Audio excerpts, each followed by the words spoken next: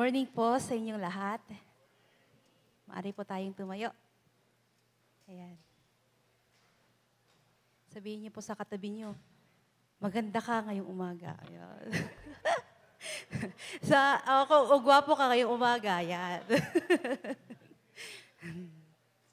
Ayan. Oh, okay.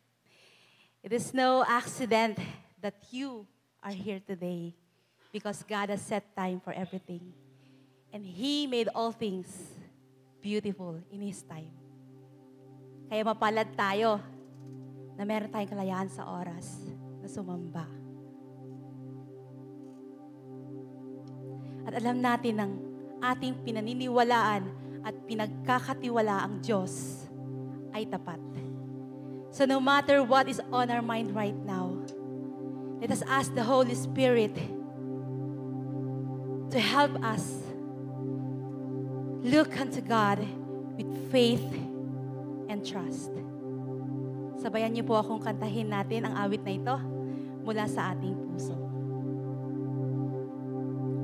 Katapatan mo, O Diyos, tunay at dakila. Ang pag-ibig mo'y wagas at walang kapantay. Sa aming puso, sa aming buhay, papurit pagsampay, iaalay. Bukas noon, ngayon, magpakailanman, luwalhatiin ka.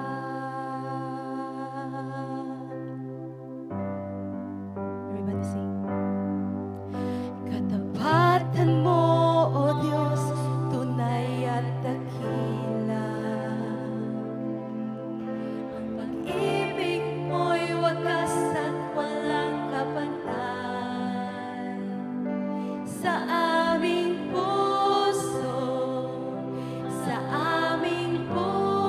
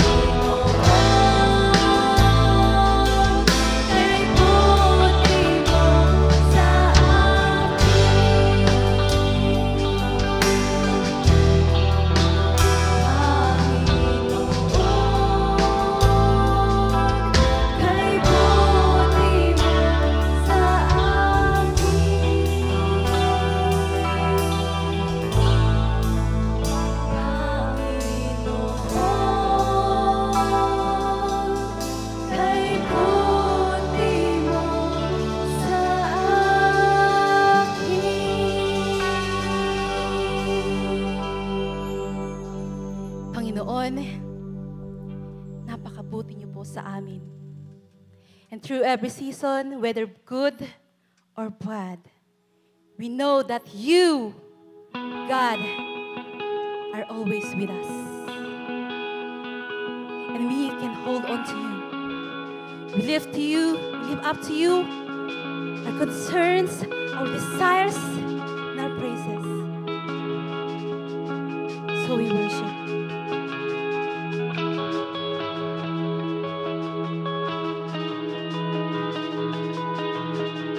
Name of prayer like incense rise before you. Lifting up my hands to sacrifice. Oh Lord Jesus, turn your eyes upon me. For I know there is mercy in your sight. His statutes are my heritage forever. My heart is set and keep me your decree. Still my anxious urge towards rebellion. Let love keep on will upon me. To God, who God, you are my God, and I will ever praise you. Who God, you are my God, and I will ever praise you. All creation I can see and live in. Your commands are boundless and have none. So your word is my joy and my meditation. From the rising to the setting of the sun. All your ways are loving and are faithful. Road is narrow, but your burden light. Because you gladly live to lead the humble. I shall gladly live to leave my pride. Oh God, you are my God, and I will ever praise you. Oh God, you are my God, and I will ever praise you. Oh God, you are my God, and I will ever praise you. Oh God, you are my God, and I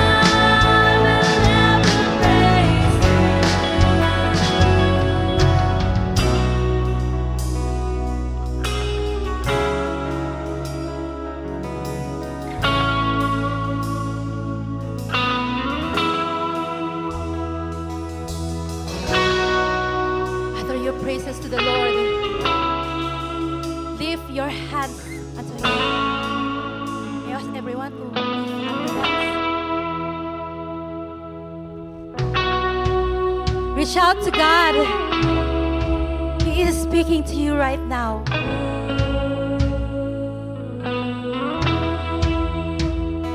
Let Him reveal to you who He is to you right now.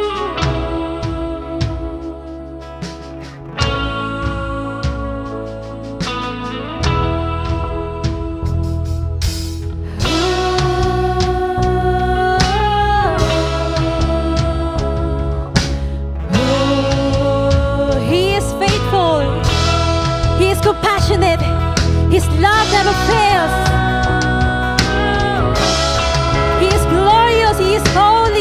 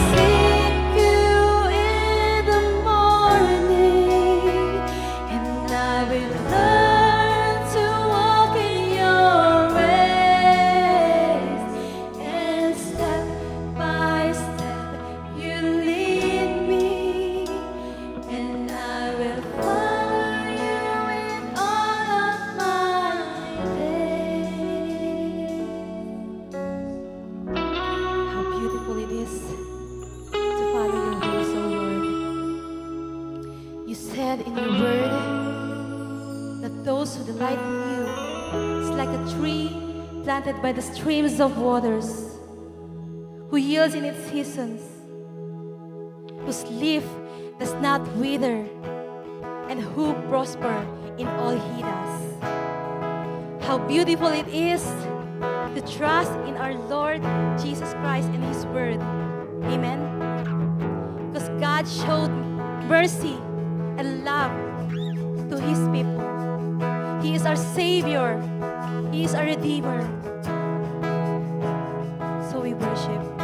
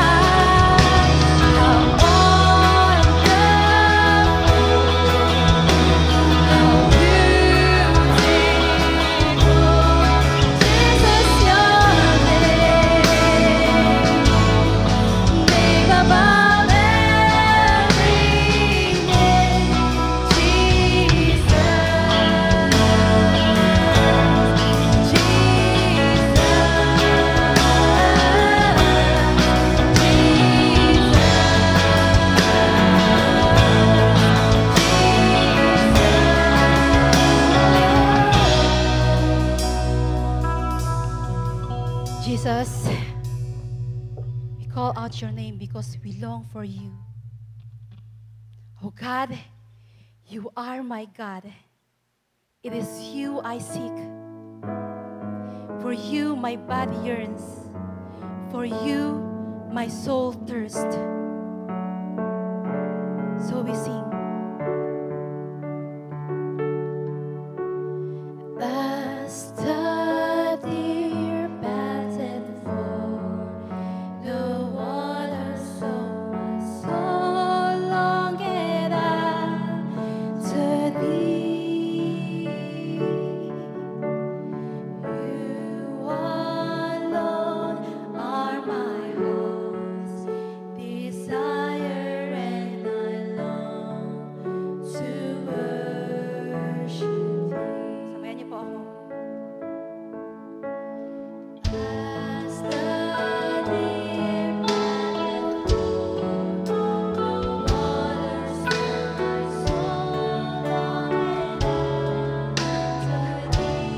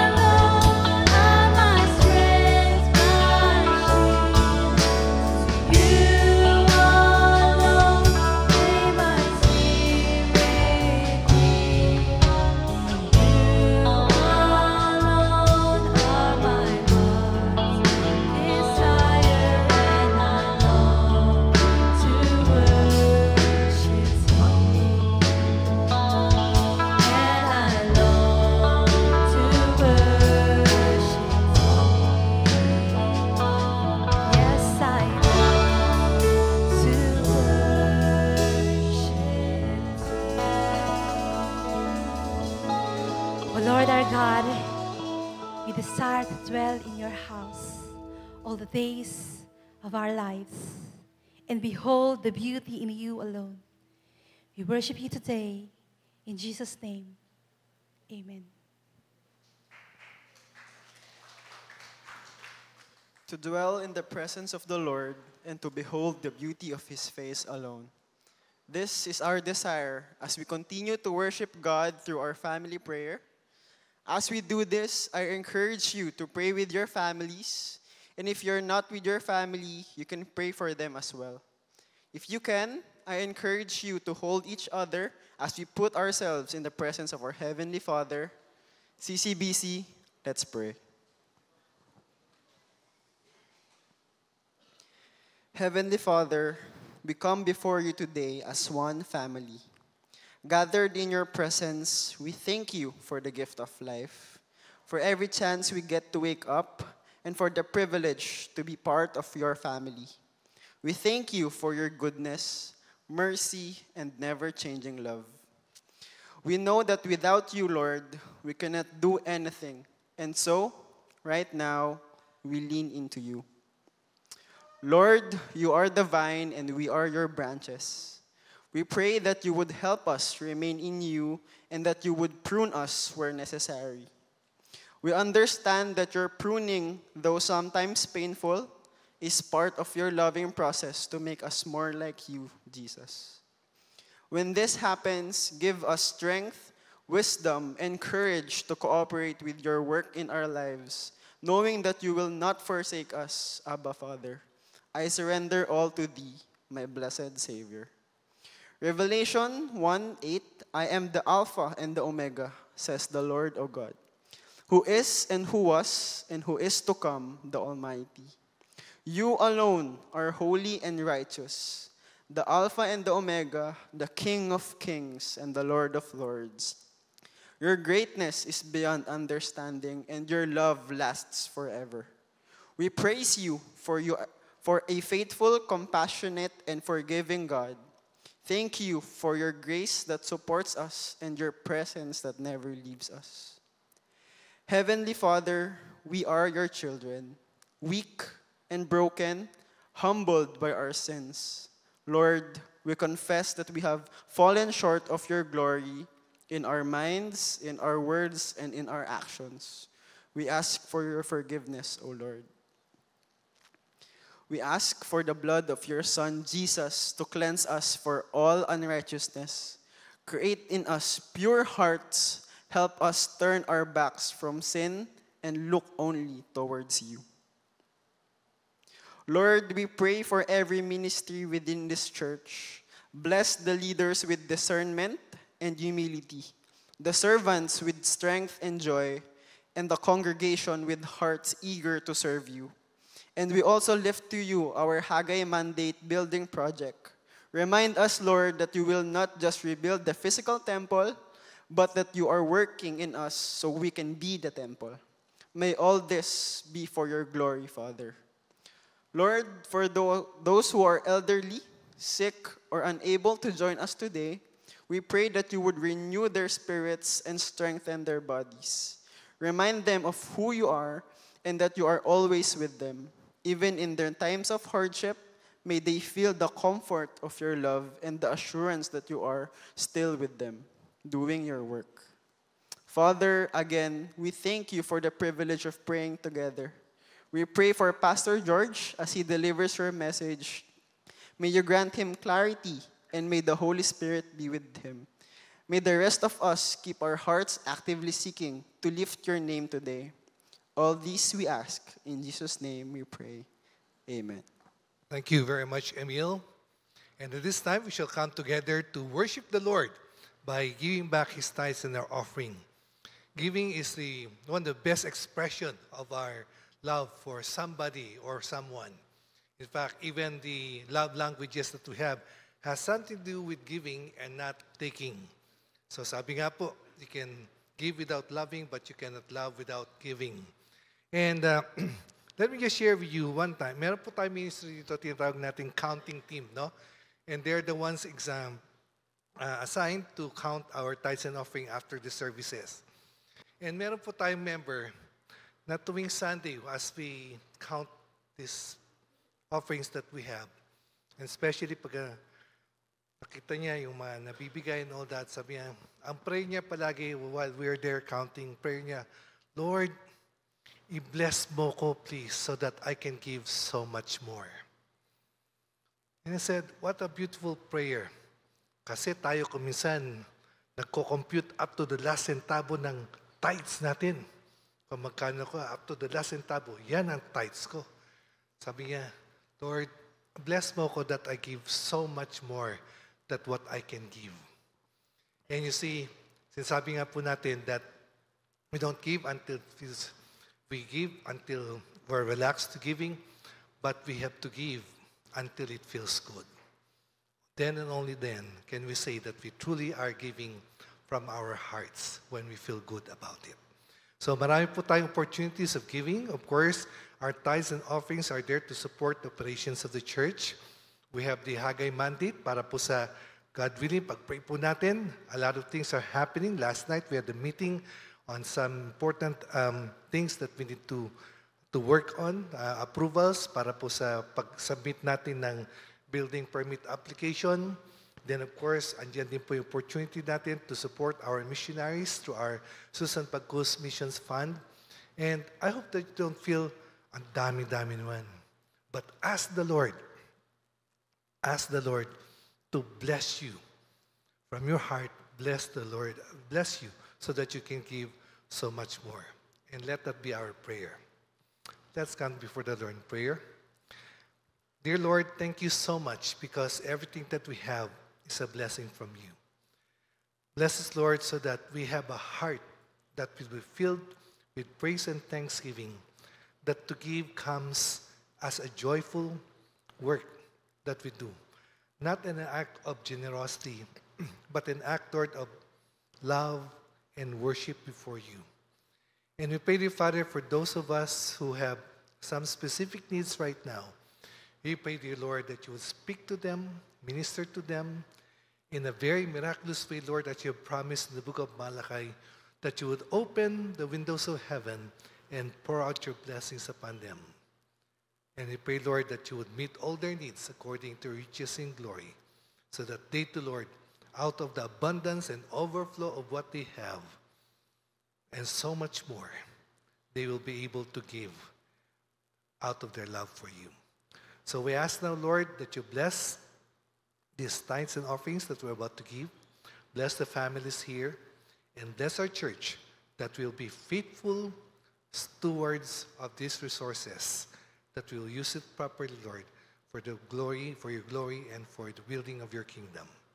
In Christ's name we pray. We'd like to request the ushers to please come. And while the offering is being collected, of course, please turn your eyes on our video of our announcements and see how we can be part of the ministries of the church. Sometimes bearing fruit takes time and effort, but the results are worth it. Here at CCBC, we have ministry opportunities where you can grow in faith and make a real impact. Join our baptism and membership classes every first and second Sundays of the month. These will help deepen your faith and connect you with the community. If interested, contact Daryl Nahos. To make your spiritual journey more meaningful, our fellowship gatherings dig deep in knowing more about God and how to love like Jesus. Today, at 11:30 a.m., Forward Youth is holding their after-service hangouts at the upper room, while the Young Adults Reset Fellowship will take place at 2 p.m. in the Annex Room. Also, mark your calendars for the upcoming YA Camp on August 23 to 25. Registration starts today after the service at the CCBC facade. Alongside these are training to better equip you in representing Christ and serving the body of Christ. Today's WWL's training session will be conducted at the upper room at 1:30 in the afternoon, and the Teaching and Discipling Children online training will resume at 2 p.m. To express more of your love for God, ministries like the Kaagapay and the Reaching Out Touching Hearts are in need of more volunteers and car providers to facilitate groups and join their weekly visitations. To sign up, please contact Sister Elvie Peralta. This March, we are launching a 40-day Bible reading campaign. As our sermons focus on Psalm 119, we will provide you with the reading resources that you and your small groups can use. We invite you to join us and be a part of this journey. It's a paid parking for 50 pesos regardless of the duration of the you're there. So, pagsabi po niyon, sa pag wala po kayong makitang parking dito, you can go there, tabi po ng BPI, silver, nakalagay po yung tarpaulin natin that you can park there. Okay? So, yan po. And right now, let's prepare ourselves as we listen to God's Word. Allow the Holy Spirit to minister to us as Pastor George comes to share with us God's Word. George? Thank you, Pastor Jacep. Magandang umaga po sa inyo. I thank the Lord for your presence today. I thank God for you. Can you say that to your neighbor? Sabihin mo sa katabi mo, I thank the Lord for you today. Yes, alam niyo mga kapatid, whenever, just in the past week, as I think about my encounters with CCBCers, the different meetings that I saw, the reports that I have heard, I just cannot help but thank the Lord for your generosity, for your diligence. Yung mga dinemonstrate ng iba, yung diligence nila in terms of studying God's Word, not only for themselves so that they will be able to minister to others. Some with their passion of just going out and reaching out to other people with the gospel, reaching out in God's love. Yung iba, galing sa ospital. Pagka galing sa ospital, Pastor, sabi ko, bakit ka nandito? Dadalaw lang ako. May mga Bible study akong meron mga naghihintay sa akin sa pag-aaral ng Biblia. I just thank the Lord for your service to the Lord, your love for Him that overflows in service. Mga kapatid, by the way, if you'd like to see reports kung ano po itsura ng tithes and offerings natin, you could go to the bulletin board na nandito o di kaya doon sa ating social media para makikita po ninyo yung ating mga reports na yan. Today, we are going to go to the conclusion on our series on the parable of the sower that we have entitled The Basics of Bearing Fruit, or di kaya The Secret of the Sower. Tumayo po tayong lahat bilang paggalang sa pagbasa sa salita ng Diyos. Buksan ninyo ang inyong Bible sa Mark chapter 4, verse 20. At ito po ang nandun po sa inyong slide, makikita po ninyo yung portion na yan. And let me read from my Bible. Together now, others like seed sown on good soil, hear the word of the Lord, accept it, and produce a crop 30, 60, or even 100 times what was sown. Father, speak to us in a special way. Move in our hearts, O God. Teach us to cooperate with your work in our life, in Jesus' name. Amen at amen. Kayo po ay makakaupo na. As I've mentioned, we are talking about the basic of bearing fruit. What does it mean to have a heart likened to a good soil? Ano po ba ang ibig sabihin na magkaroon ng puso katulad nung huling lupa na pinagtamnan ng sower? Some 60, some 100 times of what was sown. What does it take to have a heart like a good soil?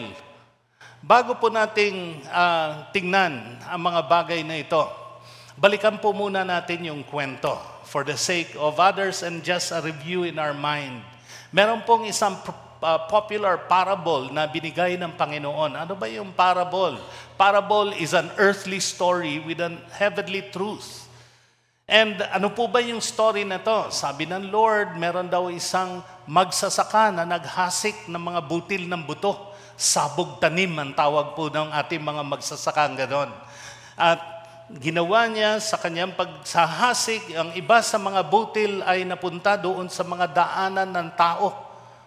At dahil pagkabagsak pa lang ng mga butil, naroon na ang mga ibon, kinain at nilipad po ang butil na yan.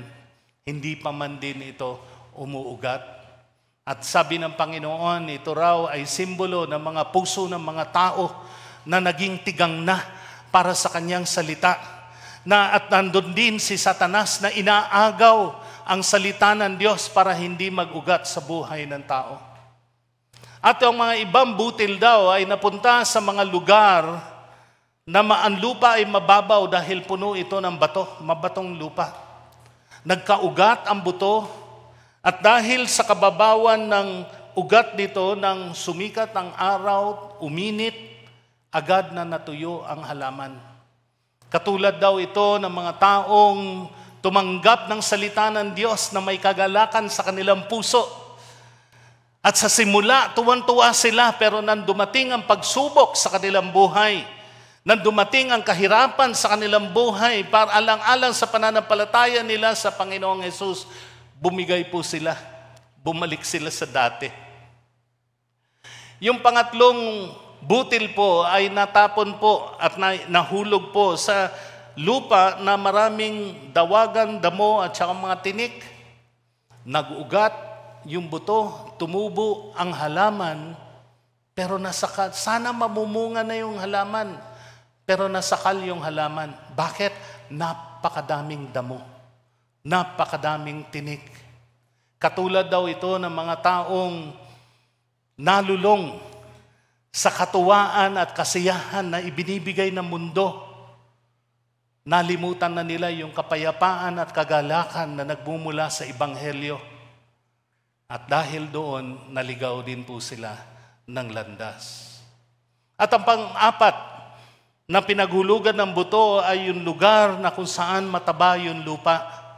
Maganda yung lupa. At ang nangyari, nag-ugat ang buto, tumubo ang halaman, nagbunga ito ng 30, 60 hanggang 100 na bunga. Napakarami sa madaling salita. At magalak na nagbigay ito ng harvest.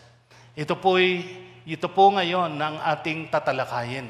The good soil. What does it take to be a good soil? Ano po ba ang katangian nitong taong ito na hinantulad ng Panginoon sa good soil? Let us take a look at the qualities of a person likened to a good soil. Number 1, ang taong ito, the gospel take deep roots in his or her life. Malalim po ang pagkaugat ng ebanghelyo, ng salita ng Diyos sa buhay niya.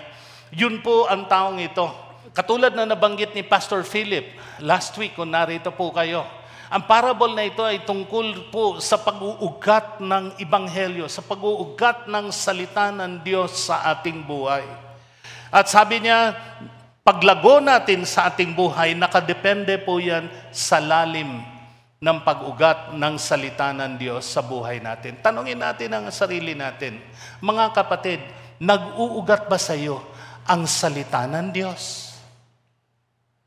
O inuugat ka na? Alin ka sa dalawa? Alam po ninyo, napakahalaga nito. Bakit? Doon po nangyayari talaga ang tunay na pagbabago sa ating buhay. Doon po nangyayari ang pagiging matibay po sa buhay Kristiyano. Another quality ng person na ito is that the person is able to overcome obstacles and temptations. So, hindi katulad po ng dalawang lupa o dalawang uring nakikinig. Dahil mababaw po ang pagkaugat nang dumating ang pagsubok, agad na wala, agad nang hina, agad na tuyo. Yung iba nang dumating ang tukso, namatay po, namumunga na sana, pero nawala po sila. Alam po ninyo, there are episodes, these are able to stand firm in their faith. Ito pong mga people of the good soil, sila po'y nakayanan po nila manindigan para sa kanilang pananampalataya kahit po sa gitna ng mga pagsubok. Kamakailan, ilan na po ang nakausap ko ng mga CCBCers na dati kasama natin dito, yung iba lumaking Sunday school, naging active po sa youth fellowship, pero matagal po na nawala. Tapos nagkita kami.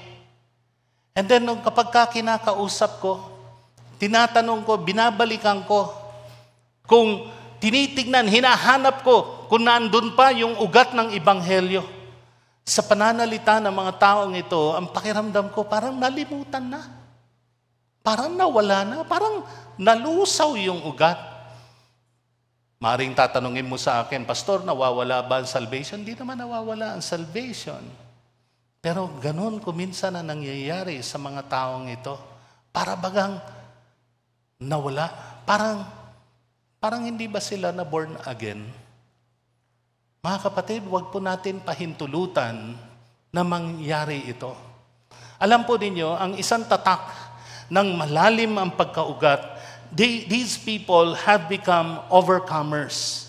Yung mga pagsubok na dumating sa buhay nila, natutunan nilang lagpasan, natutunan nilang labanan, natutunan nilang paano maging matibay sa gitna ng pagsubok na yon at napagtagumpayan nila. Ito yung mga taong yung mga tukso ng buhay nila, yung mga paboritong bisyo nila, bagamat mahirap pero nadaan nila, napagtagumpayan, natanggihan nila ang mga bagay na to. Purihin ang Panginoon. Hindi po minsan nangyari ito. It happens day by day. Hindi ko po sinasabing laging merong victory, tagumpay sa taong ito. Maaring merong failure, pero nung natisod sila, agad po silang bumabangon. Agad po silang nagpapatuloy sa gawain, sa kalooban ng Panginoon. And then another thing about this person is that this person becomes an effective witness, an agent for God's kingdom.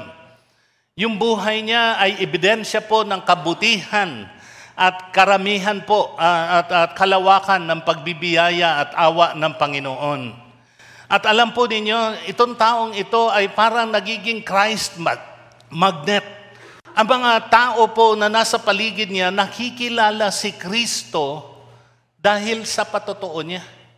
Kumbaga, ang salita ng Diyos, ang Biblia po, ay nag-saturate na sa kanyang buhay, na sa pamagitan ng kanyang buhay, nakikita ng iba kung ano ang mensahe ng Panginoon, kung ano po ang good news, ang ebanghelyo ng Panginoon.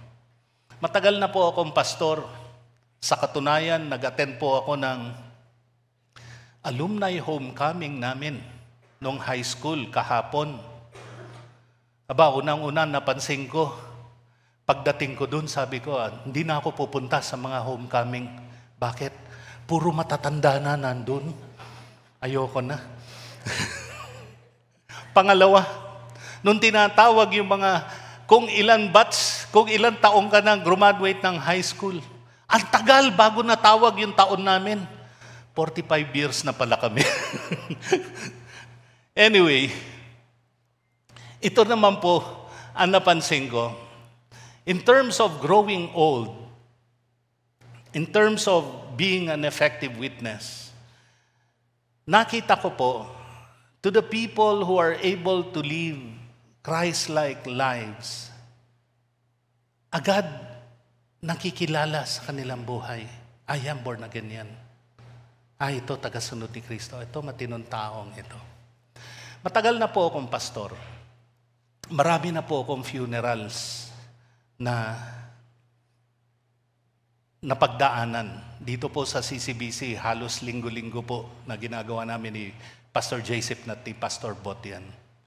Napansin ko po sa mga funeral na aming nililid, ang pinakamahirap na funeral na ginagawa namin ay yung taong hindi namin kilala. Parang, basta ang hirap lang, hindi mo kasi kilala eh. Pero yung pangalawang mahirap na gawin ang funeral ay yung isang tao na supposed to be Christian, pero yung patotoo niya hindi nagtutugma. Pero yung gustong-gusto ko pong funeral na puntahan at ganapin, yung taong napaka-natural ng kwento ng kanyang buhay ay kwento po ng pagbibiyaya ng Panginoon. Na kapag kwento po ang kanyang buhay, para mo nang binabanggit ang mabuting balita ng Panginoon sa buhay ng isang tao.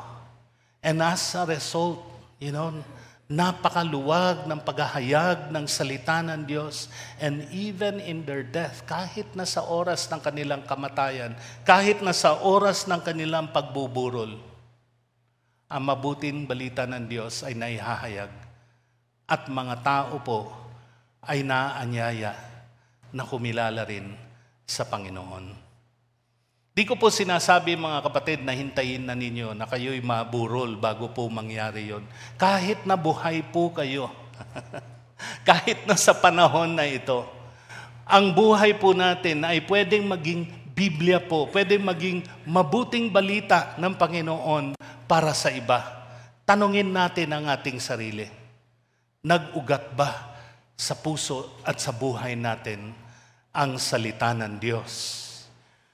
Ngayon, tatanungin mo sa akin, Pastor, gusto kong ganyan ang mangyari sa akin. magkaroon ng fruitful life, magiging mabunga ako para sa paghahari ng Panginoon.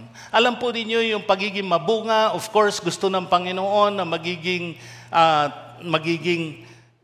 komportable ang buhay mo, gusto ng Panginoon magiging mapayapa, gusto ng Panginoon puno ng galak ang buhay mo. Pero higit sa lahat, ang hinahanap ng Panginoon ay tunay na mabunga ang buhay mo para sa Kanyang paghahari. Nagiging mabuting impluwensya ka dito sa iyong pamilya, dito sa iyong mundong kinatitirhan. Malamang hindi ka masyadong mayaman, malamang hindi ka masyadong edukado, pero naroon po ang pagkilos ng Diyos sa iyong buhay. Ngayon ang tanong, what does it take to have a heart like that? Where the gospel take root, sustain that person, and causes him or her to bear fruits for the kingdom. Paano po magkakaroon ng buhay na ganyan, mabungang buhay? Alam po ninyo, ang susi nito, good news and bad news. Ang bad news po, wala po sa inyong kamay. Ang susi para sa ating mabungang buhay ay naroon po sa sower, naroon po sa magsasaka. Nakakita na ba kayo ng halaman na parang siya ang nagtatanggal ng bato sa kanyang buhay? Nakakita na ba kayo ng halaman na siya nagtatanggal ng damo sa kanyang buhay? Ang lagi kong nakikita kapag ako'y namamasyal sa mga kabundukan at sa mga gubat ay yung puno ng balite. At naalala ko ang kwento ng aking tatay tungkol sa puno ng balite. Ang sabi niya, alam mo kung bakit ang tawag sa punong ito ay balite? Kasi walang ginawa itong halaman na ito kundi balitiin ang mga punong nabubuhay. Halimbawa doon sa may bandang boundary ng Rizal hanggang Laguna, doon po sa Manila East Road, meron pong napakalaking puno ng balite.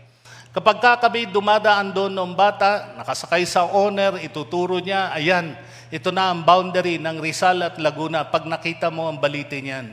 At pagkatapos nun ikikwento niya, ang kwento ng balite, sabi niya, noong araw, ang punong yan ay puno ng bayabas.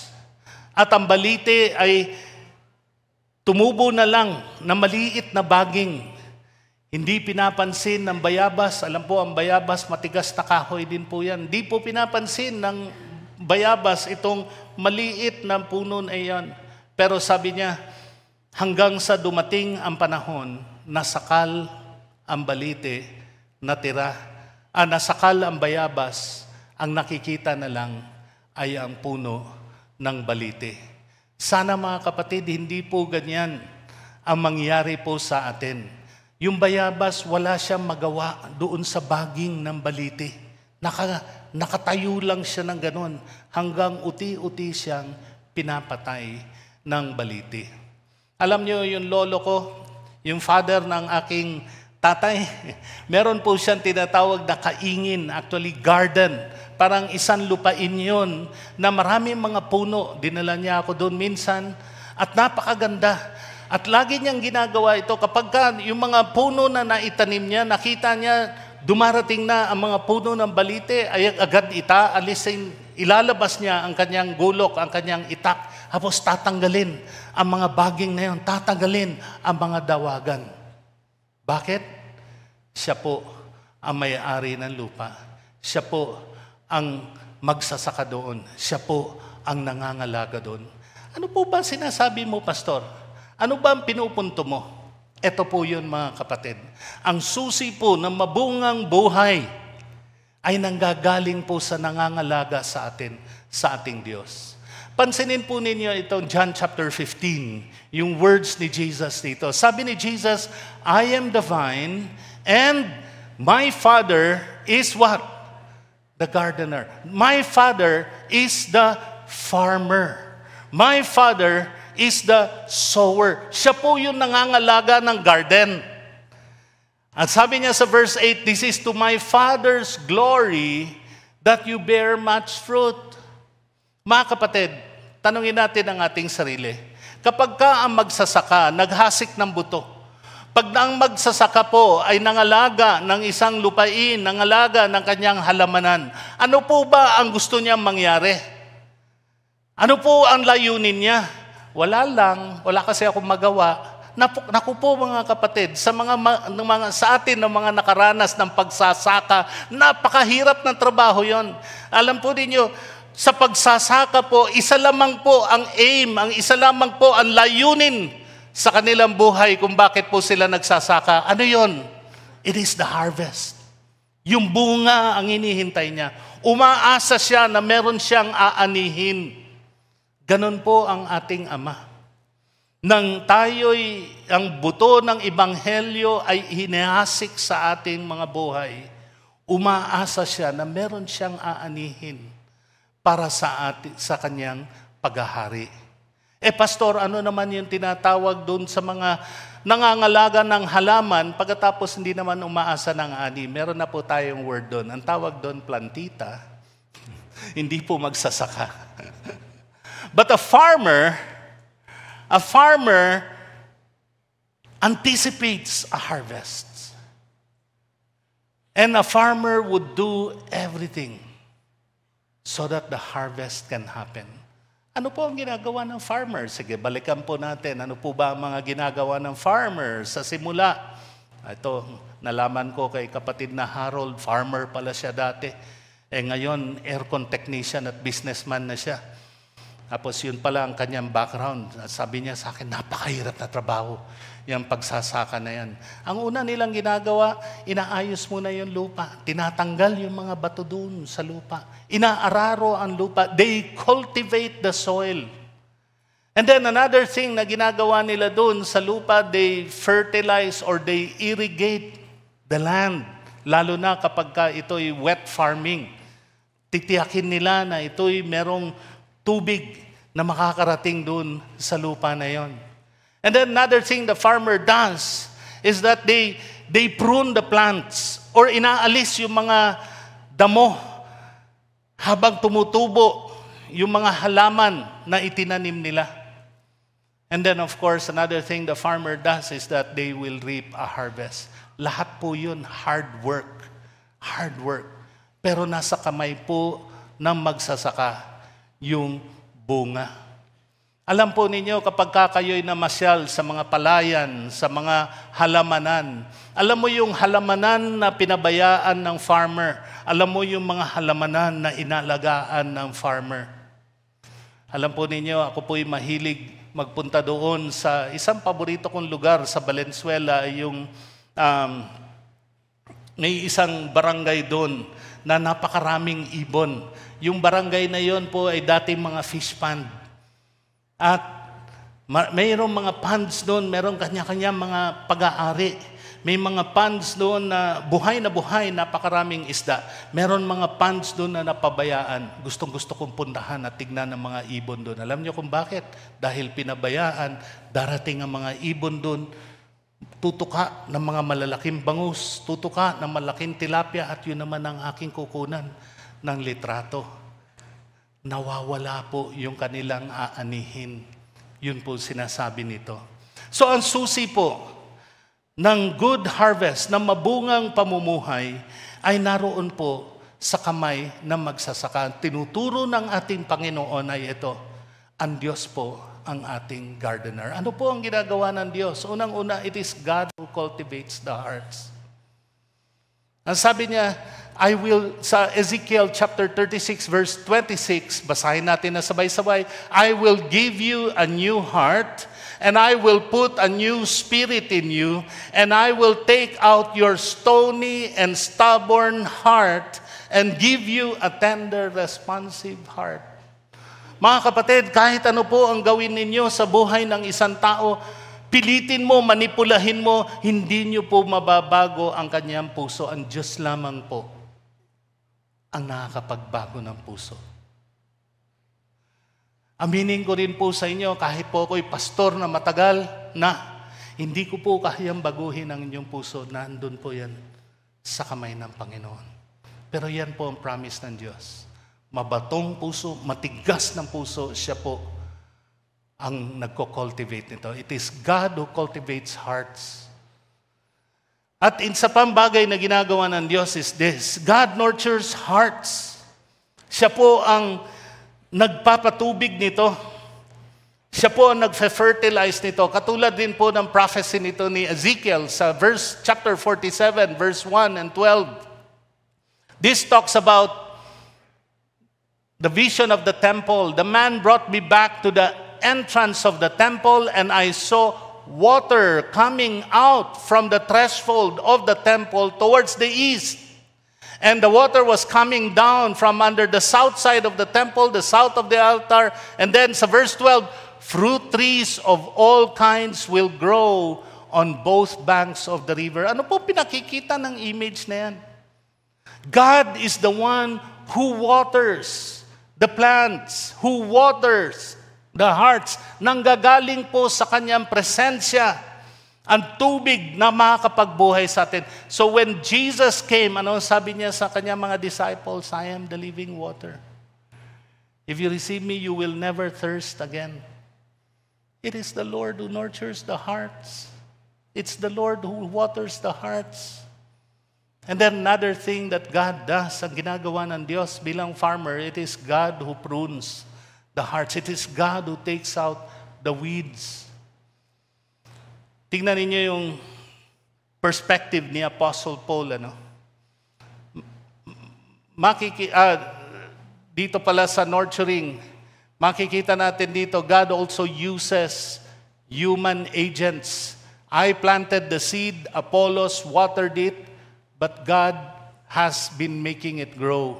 So neither the one who plants nor the one who waters is anything. In other words, ginagamit ako, maihasik ang salita ng Diyos, may ginagamit si Kuya Chris Carlos para maituro ang salita ng Diyos. Ginagamit yung mga Sunday school teachers, yung ating mga shepherds para madala ang salita ng Diyos. Pero ang Diyos po ang nagpapalago ng buto na yon. He makes things grow. And then the third thing that God does is that God prunes the heart. Sabi niya, going back sa John chapter 15, I am the true vine, and my Father is the gardener. He cuts off every branch in me that bears no fruit. Tinatanggal niya yung branches na hindi namumunga. Pastor, ano ba ibig sabihin nun? You know, the first time I encountered this verse, akala ko tinatanggal niya sa kanyang paghahari yung hindi nagwi-witness. Yung hindi nag-share ng gospel, tinatanggal niya sa kanyang paghahari. Hindi po tayo Jehovah's Witness, mga kapatid, na naghahanap ng kota ang Diyos na kung ilan ang winitnessan mo. No, that's not the point of this verse. It speaks about your life. It speaks about my life. Ang buhay po natin ay katulad ng isang halaman dahil God wants us to bear good, abundant, and quality fruits. What a farmer will do is that he will prune the plant. Alam po ninyo, yung iba, binibilang yung bulaklak sa isang halaman at tatanggalin yung mga bulaklak na iba. Bakit?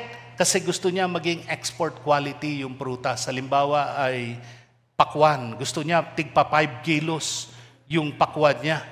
Tatanggalin niya yung mga ibang bulaklak, tatanggalin niya yung mga ilang dahon at baging, at gusto niya lahat yung nutrients pupunta lang sa bulaklak at sa prutas na ito para magiging malaki ang prutas. Ganon po magplano ang mga farmers. Ganon din po magplano ang ating Diyos. Sometimes God will have to prune the things that is so special to us, that we cherish in our life. It is part of our life. And sometimes it becomes painful. Hindi natin alam. And we will ask God, Lord, bakit mo tinanggal sa akin ito? Bakit mo inaalis sa akin ito? It is okay, tanungin ninyo ang Diyos. But surely you will discover it when you look at God as the farmer and He is pruning your life. Sometimes po sa buhay natin, in order to bear abundant fruit, God has to do pruning in your life. Aside from taking out the rocks ng buhay mo, aside from taking out the weeds and the thorns of your life, there are things that He will take, even the parts of your life itself. And that is called pruning. And it is not an easy thing. Kaya nga, sabi ni James, count it all joy that when you go through trials. Why? Because through trials, you will develop perseverance. In other words, through trials, God is building you up so that you could live fruitful lives. So what is saying here? Ang Diyos pala ang nagpapabunga ng ating buhay. Anong gagawin natin? What can we do? You know what? It is this. God can help us to have fruitful life. God can help us to have fruitful life. Alam po ninyo, I'm always tempted to tell you, oh, you have to do this. I want to give you 5 secrets, 5 self-help steps, but that's not what my Bible is saying. Ang Diyos po ang tutulong sa atin to have that fruitful life.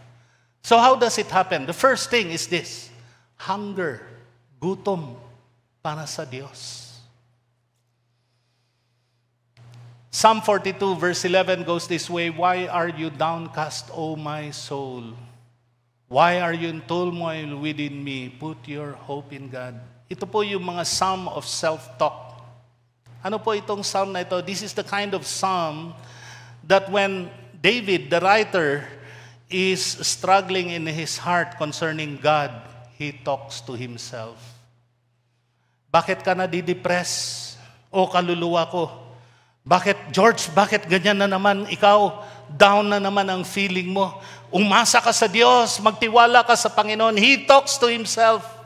In other words, he cheers himself up. And then kung tignan ninyo itong verse 1 ng Psalm 42, ito yung isang awit, inawit natin kanina. "As the deer pants for the water, so my soul longs after thee." It speaks about having a hunger and thirst for God. Let me tell you a spiritual experience. Alam po ninyo, yung hunger and thirst for God is quite different from physical hunger and thirst. Yung physical hunger and thirst, makakaramdam ka talaga ng gutom, ibig sabihin kakain ka. Makakaramdam ka ng uhaw, ibig sabihin kailangan mong uminom. Spiritually, it's quite different. Okay? Yung spiritual thirst po, hindi po nangangahulugan nauuhaw ka sa Diyos.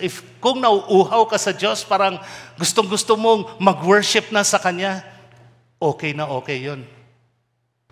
Pero there are times, okay, listen to this. There are times sa buhay mo na ang feeling mo, wala kang gana makipagkita kay God.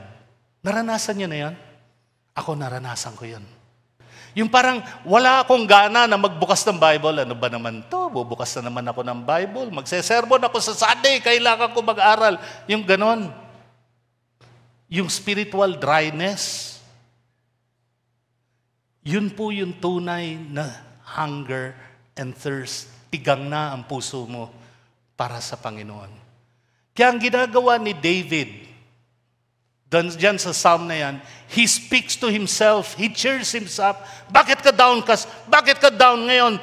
Put your hope in God. Huwag kang magtiwala dyan sa pag-uutangan mo. Mailagay mo lang yan sa Panginoon. Diyan ka tumingin sa Panginoon.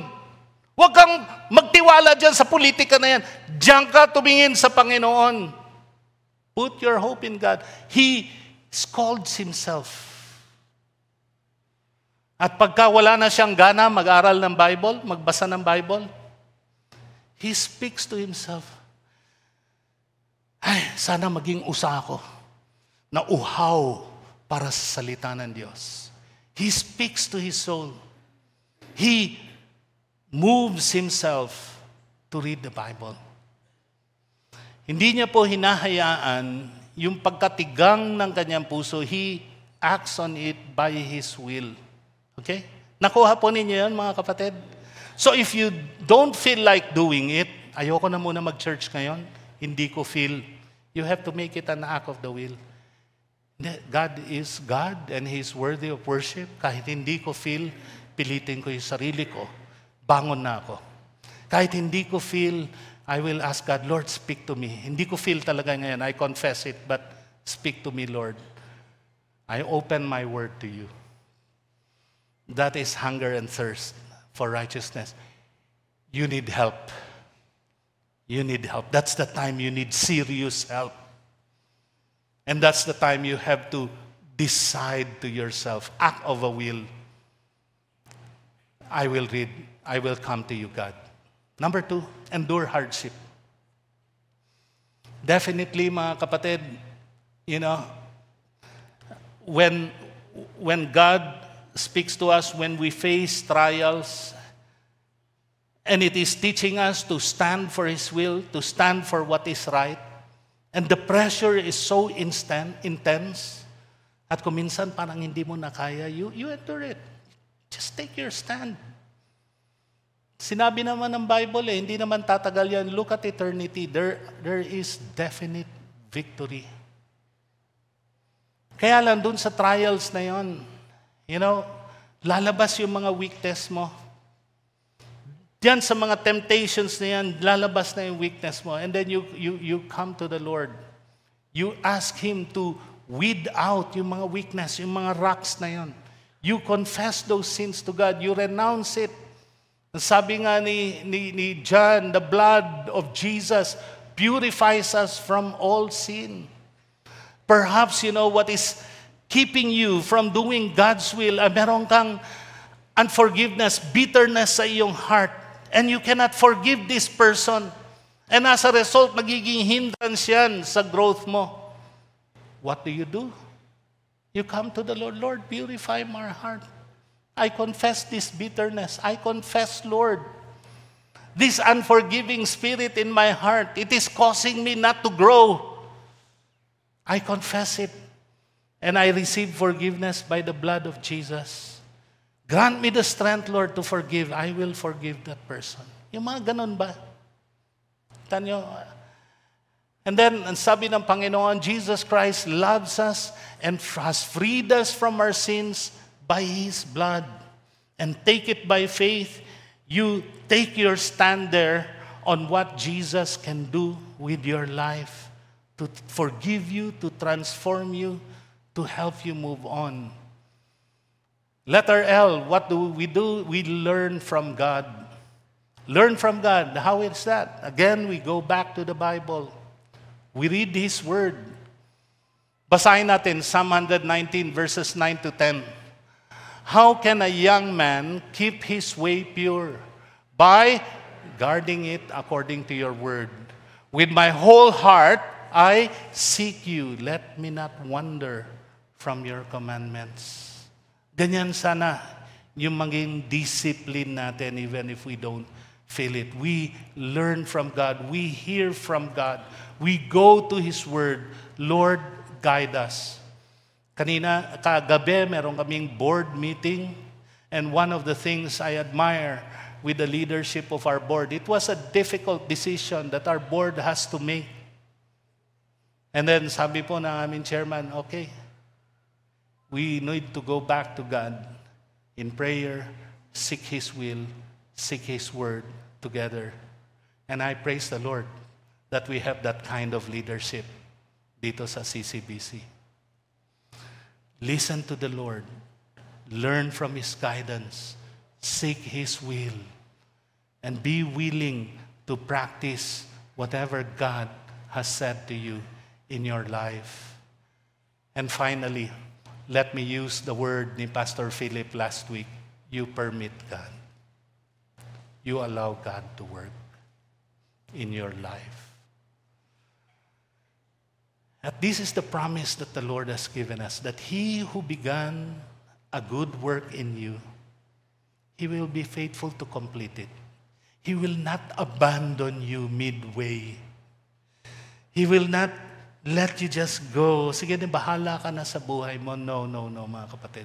Even if you feel so alone in your struggle at this moment, God is definitely with you. He will be with you. He will see things into your completion. Alam ko sa inyo na mga nag-a-attend Dumadalo ngayon ng WWL, Witnessing as a Way of Life.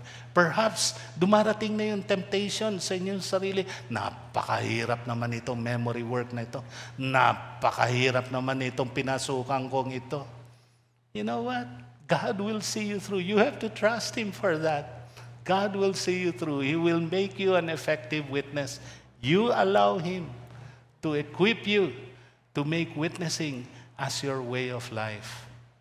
The key to all of this, mga kapatid, if you want to have a fruitful life, if you want to have your life deeply rooted to the gospel, permit the Lord to work in your life. Surrender your life anew to God. Alam niyo dun sa mga nakausap ko, challenging them to go back to the Lord. Then the question was asked of them, how do I put Christ as the center of my life again? Sabi na, sige pastor, magsisimba uli ako. Hindi pastor, magbabasa uli ako ng Bible. As I was looking at those answers, sabi ko, alam mo mga kapatid, hindi mechanical yan eh. It is not as easy as that. You know, when you turned away from the Lord, what was broken is not your attendance. What was broken is your relationship with God. Isipin mo sa asawa mo, umalis ka ng bahay, hindi ka nagpakita, humiwalay ka sa kanya. And dumating sa buhay mo, natauhan ka, ang ginawa mo, bumalik ka sa bahay mo. Sa bahay na tinitirahan ng asawa mo, but you didn't discuss the relationship. Basta nandiyan ka lang, kumakain ka ng breakfast, natutulog ka doon, nanonood ka ng TV. Ano iisipin ng asawa mo? Anong ginagawa mo rito?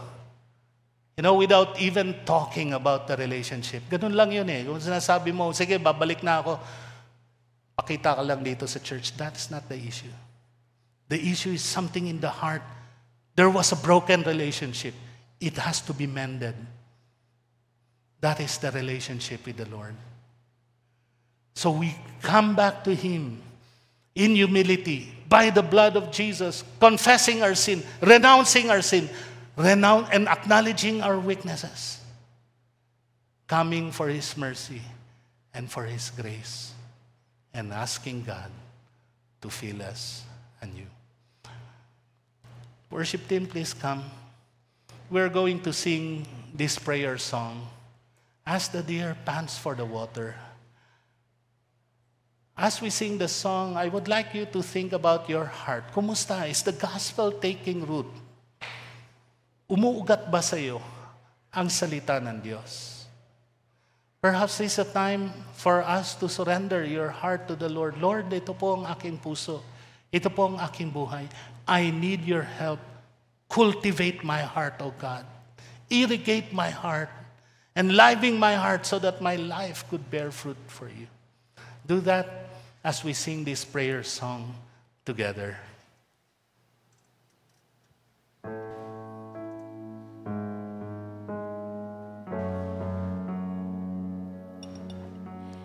As the deer panted for the water, so my soul longed after thee.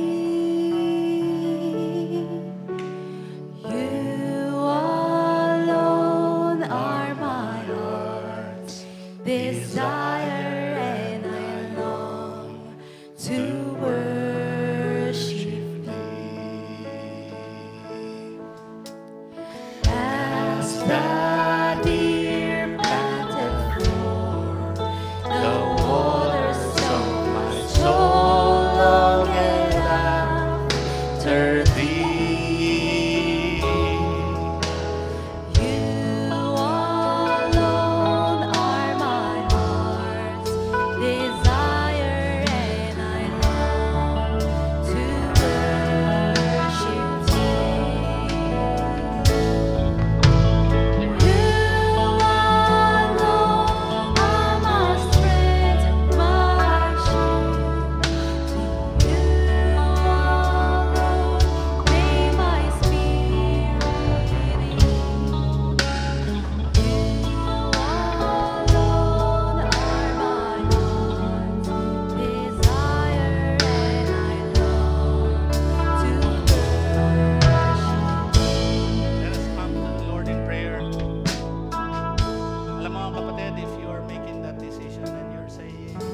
pray for me.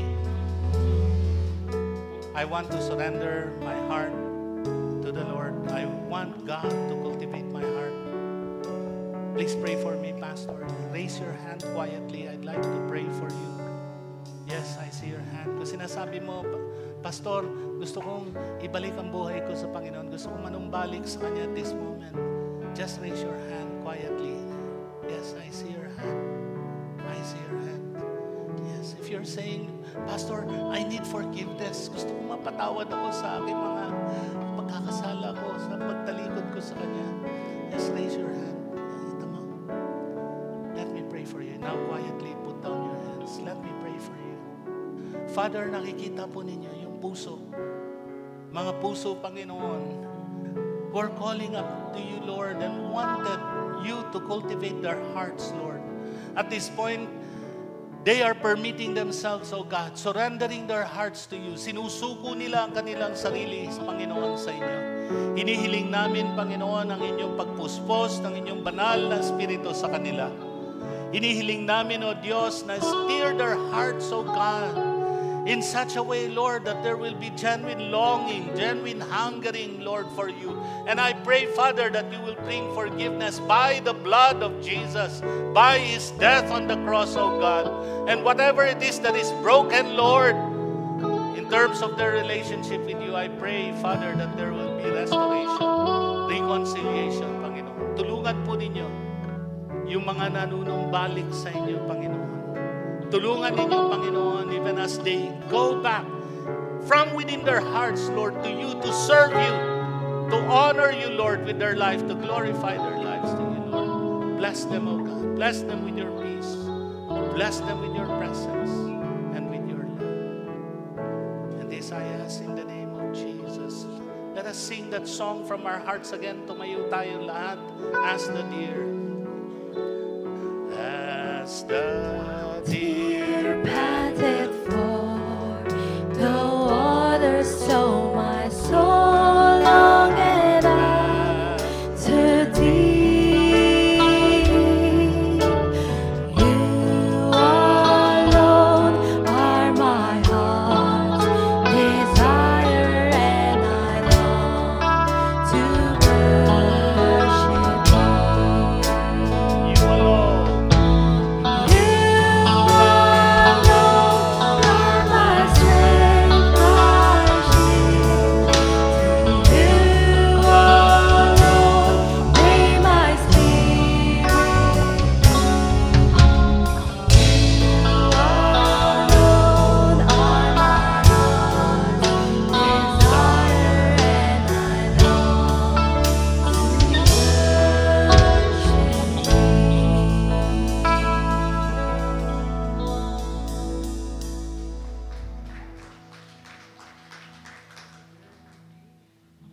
That was a fitting finale to our series. Pastor George, kung ganun ang series natin in March, what's next for us in March? Oo nga pala, no? Ano Thank bang- you for reminding me. Nalimutan ko to. Please visit it. Please visit it. Yeah. Thank you, Pastor Jason. You know, the reason why we gave you the parable of the sower is for us to learn the basics of bearing fruit. And the basic is to be rooted in God's Word. This month of March, yung ating pag-aaral ngayon will be, sa pulpito, will be a series on Psalm 119. So I want you to begin reading Psalm 119. It's the longest chapter in the Bible. So simulan ninyo. And what is it all about? It is all about learning to hear from God through His Word. At doon po sa pag-aaral na yon, we will begin a so-called 40-day in the Word campaign. So that means all of us, CCBCers, will enter into a synchronized learning experience. Paano po yon? We will be hearing the same sermon. We will be reading from the same passage of scriptures every day using this guide. Meron po tayong guide. And then in our small groups, doon po tayo may equip, sasanayin po tayo with ways and means on how to read the Bible. Alam ko yung mga objection na marami sa atin kasi, Pastor, napakahirap naman ng Bible intindihin eh. Ayun po, doon po sa small group natin, you're going to be equipped on how to read and know and hear from God through the Bible in your personal quiet time.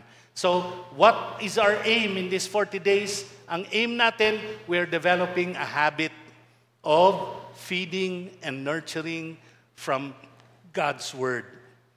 Pastor, paano ako? Wala po akong small group. Oh, that would be nice. We would like to hear from you. Gusto po namin yon. Magre-register po kayo next week. There will be a way system by which you will be let know. Magkakaroon po tayo ng mga Sunday small groups po dito, and you could begin with that. And then after that 40-day campaign, nandun po sa inyo to decide if you'd like to be part of the small group community ng CCBC. Yun po, Pastor JC, thank you for reminding us. So doon po sa labas, meron po tayong booth diyan where you can get this booklet that will serve as a guide. Pinasirox lang po natin to, so it will cost 150 per person.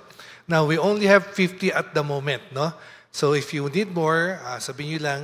But ito po ay pwedeng i-download mula po sa ating page sa CCBC. Libre Okay? yun, Pastor. Libre yun. Yun, Pero yung ito, 150 po ito kasi pinasirox lang natin yung booklet. And- So please get it doon po sa likod, sa paglabas ninyo. And I hope that you will join us in this 40 Days of the Word campaign. Naalala ko rin yan, actually request yan ng mga more seniors sa atin. Yeah. Ayan. Mga So kung yung mga special mas bata, mas gusto nila kasi online at saka libre. ayun, libre. So doon yun na po kunin. So we encourage, kung kayo po hindi masyadong techie, you can get your copy sa labas. Pero sa mga mas techie, get it from the family, CCBC family. Okay. Now, let's welcome po ang ating guest ngayon. Kasama natin dito si Ledilyn Tolelo. Tama ba? Toledo or Tolelo? Pwede po ba tumayo? So that, yan po. Welcome to Capital City. And thank you for joining us. Meron pa po ba na first time natin nakasama ngayon dito sa CCBC? Meron pa po ba? Wala. Alam niyo po, kanina habang sa message, okay, sorry, may anticlimax, na-mention po ni Pastor George na pagpunta niya ng reunion kahapon, actually same school kami, ako hindi na nakapunta. Pagtingin niya doon sa mga kasama niya doon sa reunion, nakita niya puros matatanda ang nandun. No? So welcome po natin yung isa sa matandang nandun sa reunion kahapon. Birthday po ni Pastor George sa Tuesday. Wow. Yeah. Kaya siya po ay kasama doon and we would like to greet him a happy birthday. Ayan na po. Oh, Parating na po rito.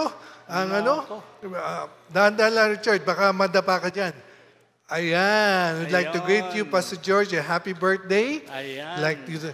And Mike, would you please come and lead us a prayer for Pastor George as we, but we'd like to, you can express, you. text him, of Thank course, you. and maybe you can express your gratitude for the ministry that he does. And ang ginagawa po natin dito sa Capital City is we share one word or 3 words that we appreciate about the person. Kaya pagka kayo po nakatanggap ng text mula sa amin, ganun po yung words of appreciation. So you can do that for Pastor George on Tuesday sa kanya pong birthday. Kaya lang, hindi holiday. Unless declare ng boss namin. Okay, sige. Kantaan mo na. Happy birthday. Ready, sing.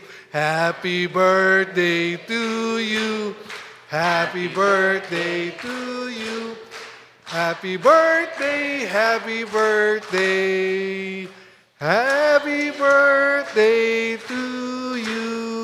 Ayan. Maraming salamat po. Gusto ko kayong regaluhan ng ibon o picture ng ibon ulit, pero sana magawa ko na yun. Lahat po tayo tumayo and we'll ask Mike to lead us in prayer. Let us stretch right hands sa ating pastor. Panginoon, maraming salamat po, Ama, sa opportunity binigay mo sa amin upang kami po ay narito sa inyong presensya.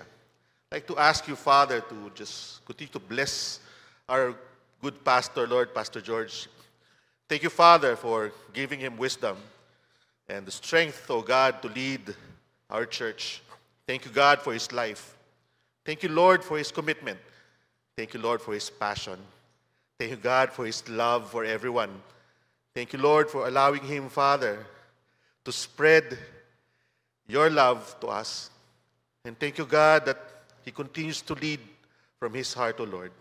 I'd like to ask you, Lord, to please continue to allow Him, O Lord, to lead us to the power of the Holy Spirit.